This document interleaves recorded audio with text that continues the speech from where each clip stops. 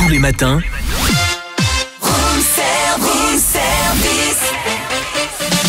démarrez la journée avec Room Service, votre cocktail survitaminé. Servi par Cynthia et Charlie. Nous partons du côté de Dijon, à l'Opéra de Dijon, où va se dérouler ce week-end une féerie. Les contes de fées sont de retour avec les contes de Perrault. Et nous accueillons Valérie Le Sort. Bonjour Valérie. Bonjour. Bonjour. Vous êtes celle qui va mettre en scène ce beau conte de fées, les contes de Perrault. Alors ça va se dérouler ce 22 à 20h à l'auditorium et ce 23 à 15h, puisque c'est un spectacle ouvert à tous dès 8 ans. Alors les contes de Perrault, ça rappelle pas mal de choses. Alors, qu'est-ce qu'on va pouvoir voir ? Alors, c'est un mélange de tous les contes de Perrault. Et c'est ça qui est très drôle. C'est qu'on retrouve tous les personnages. Il y a Cendrillon, le petit chaperon rouge, Barbe Bleue, Croque-Mitaine. Enfin, ils sont tous là. Le Chaboté aussi. Mais c'est tout mélangé. Ça ressemble un petit peu, on va dire, à Shrek, moi, je trouve, dans l'ambiance. D'accord. Il y a beaucoup d'humour. Ça a été écrit il y a très longtemps, en 1914. Et j'ai été très surprise par la drôlerie du livret. Puis c'est même pas misogyne, figurez-vous. Les filles se vengent dedans. Et en fait, ce qui est génial dans ce livret, c'est que la musique est très accessible. Ça ressemble un petit peu au premier Disney, vous voyez, genre Blanche-Neige. C'est de l'opéra, mais très accessible. C'est très bien chanté et il y a plusieurs niveaux de lecture. C'est-à-dire que les petits vont trouver leur compte. En plus, c'est très joli.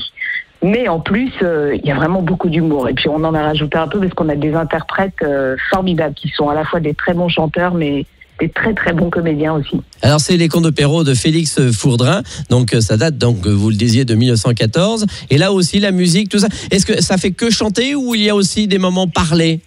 Non, il y a les deux. Il y a les deux, c'est ça qui est bien, parce que sinon, au bout d'un moment, on s'ennuie, et là, on ne s'ennuie jamais. Puis vu qu'on passe d'un conte à un autre, d'un décor à un autre. Et alors, l'idée que j'ai eue, moi, c'est de faire un clin d'œil aux livres de contes. Vous savez, ces livres qu'on ouvre et qui sont un peu pop-up. Ah oui. Magnifique. Tout est un peu papier. Tout est un peu, on dirait que c'est du papier découpé, c'est très coloré. Et les décors sont tous blancs et découpés, mais les costumes sont extrêmement colorés. Mais s'ils se retournent, ils sont blancs derrière. C'est-à-dire qu'ils sont comme dessinés sur une page. Et ces pauvres chanteurs-comédiens sont obligés de se déplacer un peu en 2D, vous voyez, en crabe. Ah oui. Et alors, pourquoi dit-on que ces contes de Perrault sont une féerie lyrique ? Ben, c'est comme ça qu'ils appellent ça. Moi, je trouve que ça porte très très bien son nom. C'est ce que je vous disais, c'est-à-dire que c'est à la fois du grand chant, vraiment, de la très belle musique. Je sais même pas pourquoi, d'ailleurs, ça a été oublié.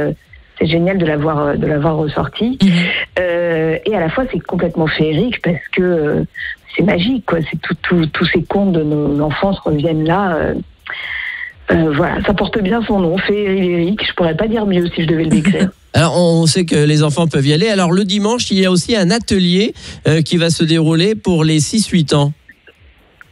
Ah bah écoutez, tant mieux. Ah oui, il y a un atelier pendant la représentation de dimanche, avec création d'une affiche en cyanotype avec l'association Tâche Papier. Donc sachez-le, il y aura même une représentation scolaire le lundi à 14h30. Et voilà. Alors, Valérie, on précise aussi que sur scène, il y a une danseuse et un danseur aux côtés de l'orchestre des Frivolités Parisiennes et du chœur des Frivolités Parisiennes. Oui. Et moi, ce que j'aime bien, c'est quand tout le monde danse. Donc tout le monde a appris les chorégraphies. En fait, ça pourrait s'apparenter à une comédie musicale. C'est un peu du même acabit. Tout le monde danse, tout le monde chante, c'est très joyeux, tout le monde joue.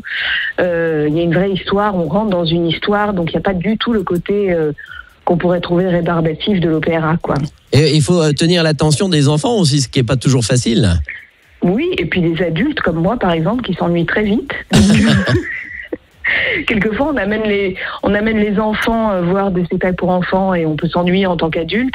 Et là, je pense que c'est un moment familial, ça réunit vraiment toute la famille. Alors, sachez que les tarifs, eux, vont de 5,50 € à 46 €. Donc, vous voyez que c'est un petit peu pour tout le monde. Je rappelle quand même les dates, c'est ce samedi à partir de 20h et le dimanche à 15h. Et sur scène, il y a combien de personnes à peu près ? Combien de personnages pendant toute la représentation ? Oh, j'en sais rien. Je dirais qu'il y a une bonne quinzaine en tout, parce qu'il y a aussi des chœurs. On va dire entre 15 et 20 personnes. Et Ça en jette. 12 solistes et un chœur de 8 artistes, la danseuse, le danseur et donc les frivolités parisiennes. Et ça donne un air Oui. un petit peu de Et un Noël, grand orchestre. hein, comme ça, juste avant les Bien fêtes. sûr.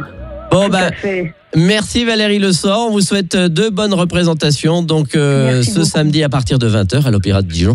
Et ce dimanche à 15h, les Contes de Perrault de Félix Faudrin, mise en scène par Valérie Le Sort qui était avec nous ce matin en direct. Merci et bon week-end à vous. Retrouvez Room Service du lundi au vendredi de 7h à 10h.